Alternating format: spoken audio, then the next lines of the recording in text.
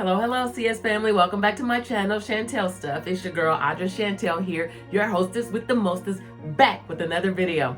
If you're new to my channel, go ahead and hit that subscribe button. Make sure to give this video a thumbs up. Also hit the notification bell so you're notified every time I drop a video. Hop into those comments, let a sister know what's on your mind, and share this video with anyone and everyone. Hopefully you all are having a phenomenal day on today. Wanted to hop on and give you a very short video on how to establish credit.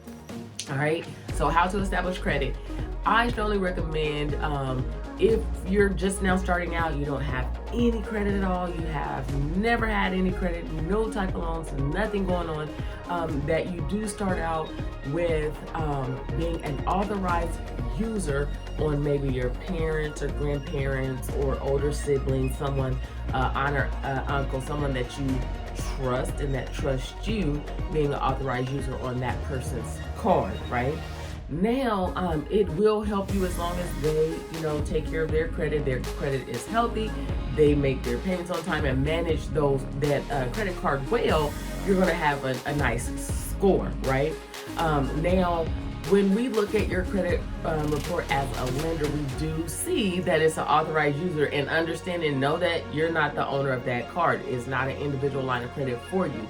Now, when we're looking at your whole makeup, it's not going to be enough to get you financed for, that first vehicle or next vehicle or, that home or whatever it is that you're looking to get financed for there. But to get you established, to get you going, just to get you started, that's going to be a great place to start.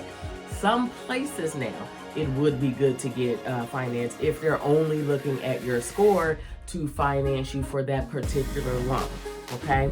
So it can work some places. I know some people will say, well, that's all I've ever done and I was able to get this card or I was able to do that. Well, sometimes you can if they're only looking at your score. But it depends on the type of loan that you're going after if you're going to need more. So if you're trying to get a mortgage, you're going to need more, right? So you'll need more, but that is a good place to start. Also, I like to recommend the credit card simply because the credit score loves credit cards more than anything. They help your score more than anything, but they can hurt your score more than anything too. So you have to make sure that you do manage it properly, right? If you have one 30-day late on a credit card on a revolving line of credit, so it's going to be your major credit card, Visa, American Express, Discover, it's going to be those kind of cards, or your Lowe's, Menards, Kohl's, JCPenney, those type of cards. If you have, or even your home equity line of credit for some of those who, just in case you're listening to this, if you have one 30-day late, you can lose anywhere from 80 to 90 points. So you have to be really, really careful about that. So the credit report loves those, and they help them more than anything, but it can hurt more than anything too. So just be careful how you manage them. So I do strongly recommend that. Now, it's a lot of financial institutions out there that will give you like their minimum, limit as a builder credit card loan.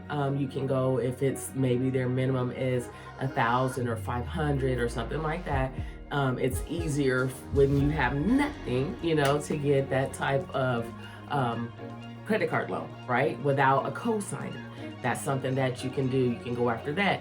Now, of course, you do need to make sure that you do have employment, that you've been on your job more than 6 months. 1 to 2 years is a really good place to be. But if you are new to the job, at least be outside of your, 6 months, really outside of your probationary period, and at least 6 months on the job. That's a really good place to start to get one of those builder credit card loans, and have you at least that minimum of a $500 or $1,000 limit. Now, when you're using those, you want to make sure, now, you don't have to carry a balance from month to month. You can be a balance payer and it still will bless your score, right? And it's still going to build that history for you, okay? So as long as you make those payments on time, you're going to be fine. If you do carry a balance from month to month, you want to make sure that it is about 30, no more than 30 or 40% of what that limit is, right? Because once you hit that 50% mark, or you're over that, 40% mark, that even though you have room still to spend on the card, it is telling your credit score that that card is being maxed, right? And so it begins to, tank your score. So you have to be careful about that. That's just how the equation works. That's how the math works on that. That's how it's set up. So you just have to be careful about that. I just recommend, sometimes life happens and you may, put a large balance on there. Just make sure that you do your best to get that stuff paid down, like between, 30 to 60 or 30, 60 or 90 days, right? Get it at least paid down to that 30 or 40%, threshold if you can. Like if you can, do your best to do that. Then that way your score will be, as healthy as it can be. But like I said, being a balanced payer is going to be your best friend. It is an absolute myth that you have to carry some type of balance from month to month, and you do not have to cost yourself a bill. You can just put on there what you are going to already spend in your budget that you know you're already going to be paying off when you get that check, and you still will have an awesome score. When I say that this is tested, it's tested because this is what my husband and I have been doing for years. We do not have, we have debit cards, but they're backed up. We do not use them. Our Visa credit cards are our debit cards. That's what we use. We budget, and everything that we would use or pay in our budget, we use that card for, right? Everything that we can use it for, we use it for. And then when we get that check, we pay that thing off every week. So we're doing that every week. Sometimes just because, the money's already set in our savings account, I'll just go ahead and transfer it, different times during the week. It doesn't have to just be that one time a week. If you do it once a month, it will work the same way. And then you have not cost yourself a bill because you're already going to be spending your funds on these items, and you're paying it off before that bill cycle day. So you're going to save yourself interest, and you're going to boost that score. And it's going to be, when I say it's going to be max, it's going to be the maximum high, right? So it's going to be the best it can be as long as you're keeping those payments on time. So that is one healthy way to do it. So now, if you can't get it, by yourself, which always try to get that individual credit if you can, right? It's always best to do that. It looks really good and healthy on your credit report, right? It's going to help you the most. But if you cannot get it that way, then another way that you can do is you can use your own funds, right? So you can use your own funds and do a secure credit card, right? So for instance, if you save, let's just say $1,000, $1,000, $2,000, whatever you save, whatever that minimum is, if that company says, will allow you to do one for $1,000, save that $1,000 and put it in that savings account. It's frozen, right? It's collateral for that credit card. They'll give you a credit card with $1,000 limit, and that money will be frozen and be securing that credit card for the life of the card, right? So now you're using your own funds because, you didn't have a credit, you were getting denied. And they said, well, hey, we do have this loan product, that will be good for you to build that credit. Your credit report does not know it from any other loan. I mean, it's not going to treat it any different from any other loan, right? So it's going to still build that credit. It's still going to bless the score as long as you're maintaining it properly and do it the exact same way you would manage the unsecured, just like I spoke about before. So you want to make sure that you're not spending, if you carry a balance from month to month that is no more than that 30 or 40%. You want to make sure those payments are on time, and it's really going to bless your score. And those will stay open for like ever, right? So that's why revolving is just the best, because they stay open forever, and it can really eventually be your longest line of credit, which that really matters, the longevity of your lines of credit too. So it really helps the score. And that's why I say the credit card way, right? Because they stay open for you. They're not closed in and have a term where it's 12 months, 24 months, and then after that last payment, boom, it's gone. And now you have to start over with something else to keep that score maintained, right? So that's a way you can do it. Now, if you can't do that, you can do the cosigner way. I just strongly recommend that you do all you can do without, having to have a cosigner. It's really safe for, you and the other person just not to even have to go into that. But if you have a goal, or if it's something that you need to move on, right away to begin to get yourself established and get that credit built, then you can get a cosigner, right? Excuse me.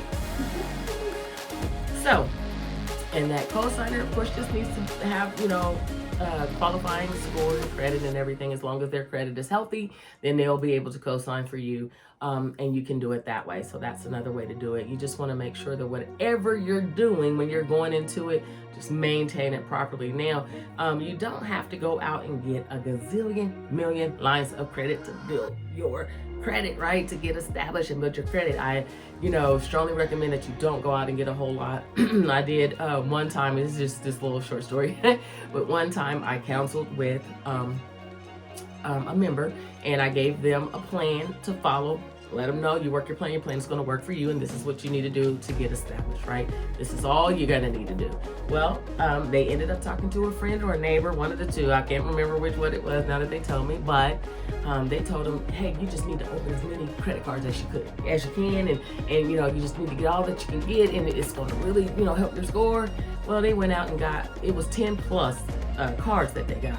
When they came back to me, unfortunately, I had to deny them. So that's a huge red flag, for you when you go to that lender to get, to borrow money, if you're opening all of these lines of credit. Now they're all new. They have no history on them. In history, your payment history is about 38% of your score. So when you open something new, it has nothing, right? So instantly the score is dropping. It's dropping because you don't have any history there yet. Right, so the score was low, there was really nothing I can do, and all of these lines of credit were new. So now I have to, I had to advise, hey, and you may get the same thing from another financial institution. Hey, we're gonna have to wait for about 12 to 24 months just to see where you're gonna be in the, with all of this debt. Then can you handle what you just did? So be very, very careful not to do that. But those are just a few ways that you can establish your credit, which will be really easy to do. If you don't, if you don't feel like you have enough information, make sure that you always just get enough information, get all your questions answered at that financial institution. And if you can't get it there, make sure you go somewhere where you can. So that is just my little advice on today of how to establish credit. Hopefully this video helped somebody out. Hopefully this video made somebody feel better and lifted somebody up. And hopefully you all have a phenomenal day, and I will see you all on the next video. Deuces.